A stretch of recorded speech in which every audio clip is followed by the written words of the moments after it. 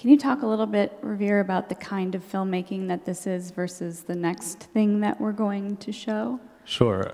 It occurs to me also the French have a stranglehold on language here too. It's called a verite film, which means it's sort of an agreement between the filmmaker and the audience that says the things that you are watching were shot undirected, unscripted. It was life as it showed up. And one of the elements here is a lot of verite films are made about a singular person that a director, if need be, could sort of say, could you move over here, could you move over there, could we go driving on Sunday, how about your grandmother call right about now? And then you sort of film that. When you're dealing with a 100-person football team who doesn't really care at all if you're in the way or if you would like something, you're really playing catch up. So we shot 300 hours of footage to cut about a 90-minute piece. And we're hoping to shoot about 10 hours more of footage to finish the piece, a couple interviews, and wrap it all up. Yeah, so should we talk a little bit about the difference between that and the next piece then? This film is not a verite film. It's entitled In So Many Words. So in 20 seconds or less, tell us what the film is about. Oh, Revere, thanks.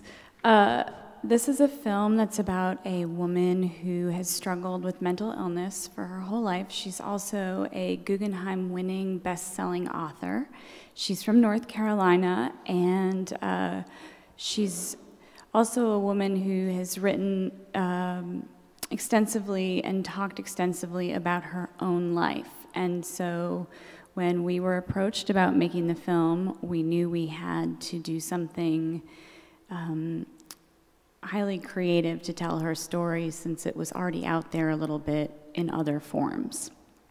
So if you can't make verite film, if you can't follow a 70-plus-year-old lady around the kitchen with her dog, but you need to tell an interesting, gripping, visually compelling story, what do you do?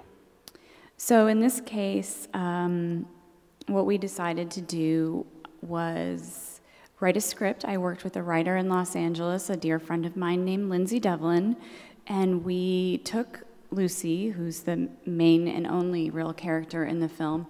We took her memoir and we decided that we were going to fictionalize and draw from that memoir because she had these exquisite descriptions of things from her early childhood.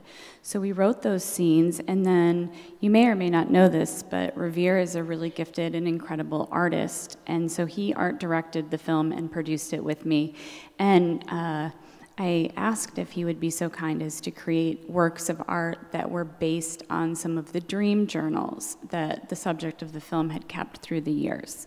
And he came up with the idea of building these snow globe sculptures that are based on ideas and dreams that Lucy writes about. So the film is made up of 3 primary components. There's an interview with Lucy, there's the sort of reinterpretations. I don't like to call them recreations because we were pretty, we didn't necessarily stick to what was true or what she had written about. It was just inspired by parts of her life.